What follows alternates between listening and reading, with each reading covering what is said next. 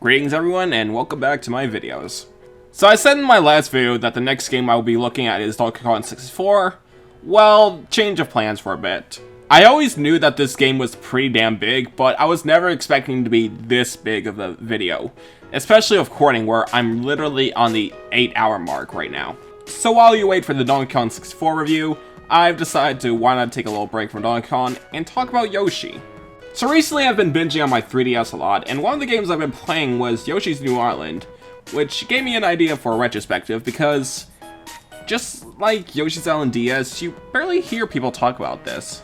I already did a retrospective on Yoshi's Island a few years ago, please do not watch it, but I'm very curious on how well Yoshi's New Island holds up to this day. Is this game really that bad, or is this a really forgotten gem? Well, judging based on the thumbnail and the title of this video, I really enjoyed Yoshi's New Island. And I feel like this game is surprisingly pretty underrated in my opinion. Like, yeah, it's not gonna blow your way, but for what it is, it's a pretty solid and really enjoyable time on the 3DS. But why is that? Why is arguably one of the more infamous Yoshi titles secretly one of the most underrated ones? So let's go for a little background on Yoshi's New Island. So this game was announced during the Nintendo Direct around 2013. Here they revealed new footage of a brand new Yoshi game. And I'll be completely honest, when I first saw this, I was completely blown away, like a brand new Yoshi game on the 3DS. A console that around this time I was obsessed with. And then a few months later at E3 2013, which is honestly their best E3 yet, they showed off new footage of the Yoshi game with a brand new title. Yoshi's New Island, aka, man, Nintendo really obsessed with the word new. Like we have new Super Mario Brothers, new play controls, Yoshi's New Island, new 3DS, and then recently with the Switch, new Pokemon Snap. But anyway, so Yoshi's New Island was a new game developed by Zest, a small studio that helped Nintendo over time with various projects. If I remember correctly, this is only the few times where they actually work on their own project with Nintendo. The other one I can think of is Hey Pikmin and Mario and Sonic at the Rio Olympic Games on 3DS. Besides that, they're mostly known for being a support developer, helping stuff like Wii Play Motion and the Mario & Luigi remake on 3DS. The studio was actually technically a predecessor of a previous studio named Artoon. And if you remember from my last video, they're the ones who made the Yoshi's Island sequel on DS. Which means that Naoto Oshima returns for Yoshi's New Island. You know, I just find it funny is that he went from being the creator of Sonic to making Yoshi games.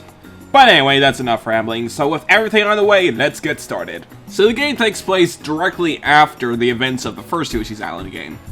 The stork is ready to take the babies home after a really long adventure, where suddenly troubles shook when they realized that they went to the wrong house. Now that is one hell of a retcon. It kind of ruins the ending of the first game in some aspects, but yeah, it turns out this whole time that the stork delivered the babies at the wrong house at the end of the first game. So in a massive panic, the stork frantically finds the real parents' house, when suddenly Kamek returns, kidnapping baby Luigi, and once again, baby Mario falls into the sea. The location that baby Mario lands this time is a brand new island, which honestly makes the title a bit more sense. But yeah, instead of the regular Yoshi's Island that we're all familiar with, it's a brand new island that's floating on the air that's shaped like an egg. And then somehow, baby Mario was able to use his blanket as a parachute and land safely. Not knowing where to go, baby Mario then crawls away, realizing that Mario has some sort of tracker in his head or something, I don't know. What matters is that he knows where to find baby Luigi. And so the Yoshis decide to once again help out baby Mario. So with the gameplay of Yoshi's New Island, it's pretty much identical as the last two games. The only issue I have with the controls in this game is probably the egg throwing, because this is probably the stiffest Yoshi has controlled in terms of egg throwing. But it's still doable. So yeah, the controls are exactly what you expect from a Yoshi's Island sequel. Although it leans more on the first game rather than the second game, because various elements from the second game aren't here. The main gimmick from the last game, the baby mechanic, doesn't return, which is kind of a shame. I kind of feel like there was somewhat potential, but in other aspects it just felt situational. But comparatively, we'll get there next time. But what is new in Yoshi's New Island is that there's this brand new mechanic where Yoshi can swallow a giant Shy Guy and turn it into a literal f***ing DeviantArt post. With this, Yoshi can lay a giant egg called Mega Egg Dozer. And despite this being one of the main selling points of this game, this egg is barely used in this game. Instead, this is multi-use just to destroy environments and such. Every time you destroy a certain amount of stuff, you also get 1-ups, which kind of makes me think of the Mega Mushroom in New Super Mario Bros. Like, there's really not that much to talk about with these egg mechanics because it mostly just boils down to a really strong egg move. There is also another variation of this, which is the Metal Egg Dozer, which allows Yoshi to sink underwater. This adds a little bit more to the level design, like when you want to use the egg, because once you use it, Yoshi will rise back up to the surface. Overall, not an amazing new feature, but it is kind of welcoming. And what is also new is the brand new versions of the transformation system from previous games. So in previous Yoshi's Island games, Yoshi can transform to various vehicles and such, and try to explore around and get to the goal and such. Well, in New Island, they relegate them to mini-games with motion controls. And this might be a bit of a controversial take, but I honestly prefer the transformation system in New Island over the original and DS. I don't know, I just feel like it's a bit more better pace in the new game compared to the original. Like, I really do like the transformation system, but it could feel a bit clunky at times. Now, as for the level design in this game, well, it's pretty solid throughout. It's pretty simple and fun to go through the game casually, while it's very challenging to get 100%, just like the original game. The pacing for each level is a lot similar to the first game, where it's pretty short, but there's a lot of levels. Compare that to Yoshi's Island DS, where I feel like the detriment of that game somewhat is probably the pacing of each level, because some of them take a really long time to beat. But with Yoshi's New Island, it's pretty enjoyable just to go through the levels and see what you can do in each level, try to explore to get the collectibles and such. It's pretty fun stuff. And that's why I can describe Yoshi's New Island, is that it's a pretty simple game, but it's a really fun game. This game might not blow your mind or have the spectacle of something like the modern Donkey Kong Country games, but for what it is, it's pretty fun. And as for the boss fights, well, at first I was a bit skeptical on this, but luckily I was able to enjoy these boss fights. So in every Yoshi's Island game, there's always 2 boss fights, a mid-boss and a final boss in each world. Well, for every mid-boss, it's mostly just mechanic, but honestly at first I was very skeptical on this because over the Boom Booms and New Super Mario Bros. And such. But I was very surprised that every boss fight with Kamek plays very differently, like no boss fight feels like the same. And as for the main boss fights you fight in every world, well, I was honestly kind of prepared to see like another variation of each boss fights from the SNES title, but I was pleasantly surprised that all the boss fights here are original. They mostly go down the same as in throwing multiple eggs and such, but for them they always try something unique. The first 2 somewhat boils down to trying to attack the shield and then hit the host and such. They'll also do this somewhat Donkey Kong Country-like thing where once you attack them, they'll go into this angry state where they'll be invulnerable but do some effective attacks and such. Stuff that can shake up the pace for Yoshi bosses. Now, as for the presentation, this is when things are a bit more controversial. So the first thing I should say is that instead of going for a crayon style like the previous games, they go for a bit more of a painterly look to it. Now, first things first, I'm always going to prefer the first game because that art style and everything just feels very timeless to me. Yoshi's Island DS looks pretty good, in fact, I honestly really like the sprite work for Yoshi. Bowser looks pretty bad in my opinion, he just looks like a trace 3D model and such. And as for Yoshi's New Island, well, I honestly really enjoyed this art style. Sometimes the 3D modeling does not mesh well with the 2D backgrounds, but for the 2D backgrounds themselves, they look pretty nice. I also like how they actually move and such, and they're not static backgrounds. It really livens up the games in various ways. They also do some cool tricks, like what they did with the original, where the backgrounds can affect the foreground. In the original game, you have these bunch of chain chomps coming in the background, but in New Island, there's a volcano that shoots out fiery chain chomps. That's honestly a cool shakeup of what was the original concept from the first game. And also, it's just really cool to see various enemies that originate from Yoshi's Island to get a 3D model for the first time.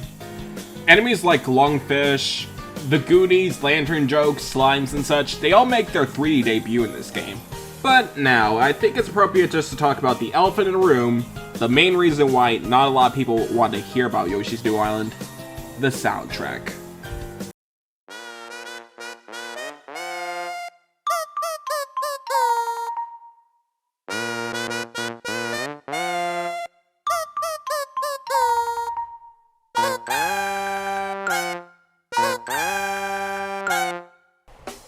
Yeah, so with Yoshi's New Island, the main instrument they use for several of the tracks is the kazoo. Which honestly either brings out bad songs to the soundtrack, like the one you just heard, or ruins some songs and such. Is the entire soundtrack of Yoshi's New Island that bad? In short answer, no. It's honestly okay, in my opinion. There's honestly some soundtracks I really like and honestly doesn't get that much attention. Mostly being overshadowed by, of course, the infamous Yoshi Clan song.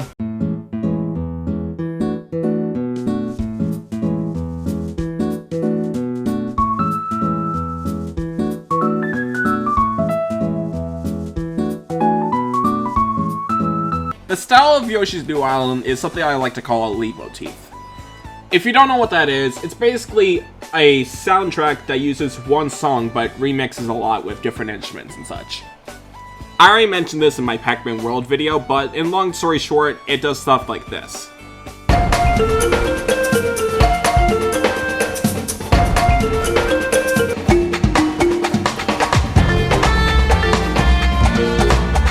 Now, I'm not going to let the soundtrack get off the hook that easily, because I do have some issues with it.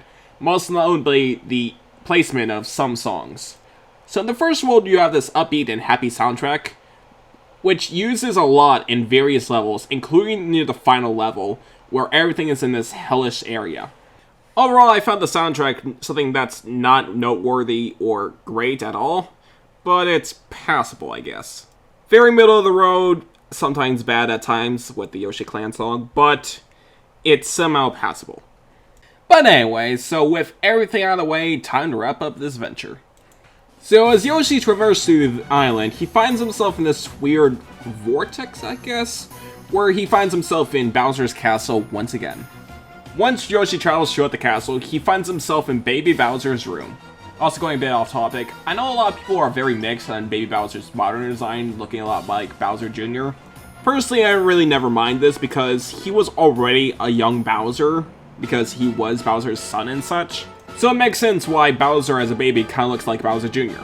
And also, Baby Bowser's personality is different enough that I can consider him and Bowser Jr. separate characters. But anyways, so how to defeat him is very simple. All you have to do is just attack him while he's in the air. That's pretty much it. As he goes down, Kevin decides to boost up Baby Bowser by smacking him with a hammer. But anyway, so Baby Bowser grows big, and if you play the original, he pretty much goes down the same way. And I should also mention is that he doesn't look really as intimidating as he did with the first game. In the first game, it felt like Yoshi went into some sort of nightmare as this little hell demon rises up from the air, but this just feels a bit more tame. But anyway, so after Baby Bowser is defeated, Kamek swore vengeance and flees from the castle. And just like that, Yoshi has won and rescued Baby Luigi and the stork. And then suddenly out of freaking nowhere, King Bowser appears in some sort of Poggle thingamajig. I have no idea, but he's here now. And I'll be completely honest, I ironically really love this because it is so stupid it came out of freaking nowhere. It's hilarious. And besides, this is a story for a Yoshi game. It's not like this game is going to be competing with something like Xenoblade 3 anytime soon. But anyway, so Bowser's here now, and in order to defeat this guy, you're going to need to swallow these metal Shy Guys and push him to lava with these metal eggs. And of course, Kamek is here, he turns Bowser giant, and he goes down the same way as Baby Bowser. Why is Yoshi, of all the Nintendo series, have a theme of time travel and such?